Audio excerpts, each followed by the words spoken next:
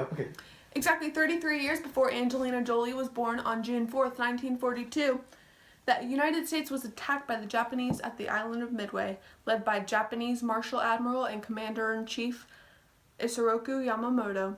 Now that Japan controlled nearly the entire half of the western Pacific Ocean, Yamamoto's next step was to gain control of the Midway Atoll, which is about halfway between Hawaii and Japan. And in case you are wondering, yes, it is as beautiful as Hawaii, as proved by Barack Obama. Please enjoy these pictures of him at the Battle of Midway. Dun dun dun dun dun dun dun dun dun dun dun dun dun dun dun dun dun.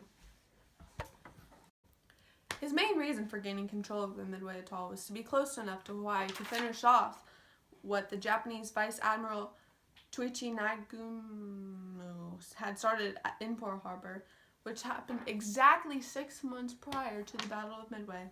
However, thanks to Joseph Rochefort, who hacked into Japanese naval communications and found out about Yamamoto's plans, the Americans were prepared for what Japanese thought would be a surprise attack. They thought! The United States was able to assemble 6 heavy cruisers, 1 light cruiser, 17 destroyers, and 3 aircraft, which totaled 233 aircrafts. The Japanese were able to corral 17 battleships, 23 cruisers, 65 destroyers, 21 submarines, and 8 aircraft carriers, which held over 700 airplanes loaded with bombs and machine guns, which put the Japanese at an advantage to begin with. However, Japan ended up not even using the majority of this aircraft since they were caught off guard by the U.S. presence at Midway. Now it's time for the thought bubble.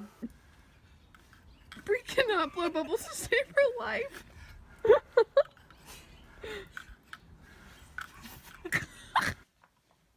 Thanks, thought bubble. The first Japanese force arrived at Midway at about 6 o'clock in the morning. The U.S. Navy tracked their arrival using new sonar advanced technology. When they arrived, none of the planes were on the airfield like the Japanese expected, which means they weren't stationed on the ground. They were actually in the air, ready to fight the Japanese. This gave them, the U.S., an early advantage on the Japanese that undoubtedly gave them the upper hand in this battle. Yamamoto didn't expect these U.S. forces to be present at Midway. He was under the assumption that his decoy battle plans had worked and that American forces would be stationed at the Aleutian Islands.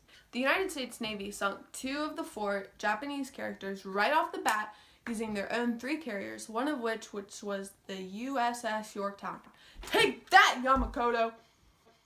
After this initial devastating loss, Japanese forces retreated westward. The U.S., in an attempt to keep them from escaping, sent the USS Yorktown after them, but was unfortunately sunk by Japanese submarines with the use of torpedoes. American forces lost 307 men, 150 planes, a destroyer, and USS Yorktown. Bummer. Japanese forces lost 4 carriers, a heavy cruiser, 3 destroyers, 322 planes, and more than 5,000 men. This loss was so significant that it disabled them for the rest of World War II. Mr. Green, we had a numerous number of battles in World War II. What makes this battle so special? Well, me from the past. While the odds were heavily in Japan's favor, America pulled through in a win that no one expected. America. Not only was this the first win for the American Navy in World War II, but it was also the battle that took out Japan as a dominant force in the Pacific. Alright, and now it's time for the mystery document. The rules are simple. I guess the author of the mystery document. If I'm wrong, I get shocked by the shock pen, which many of you insist is fictional, but I promise it is not. We all turned home with little attempt to rendezvous after our dives. I was able to form up with those, and we flew back toward the Hornet together. By the time we approached the task force, darkness had enveloped the ships, and it didn't seem that a deck landing would be possible. Suddenly, their lights came on, and we were ordered to land. I followed Lieutenant Vos into the landing pattern, and Canfield and I went over the carrier landing checklist. Wheels down and locked, flaps down, tail hook extended. This was my first night carrier landing in the SBD, and I felt very good. Okay, well, it's obviously a Marine that fought in the Battle of Midway. Doesn't sound like an admiral. My grandpa fought in World War II, but not the Battle of Midway, so it's probably not Old Man Green. Screw it, I have no idea.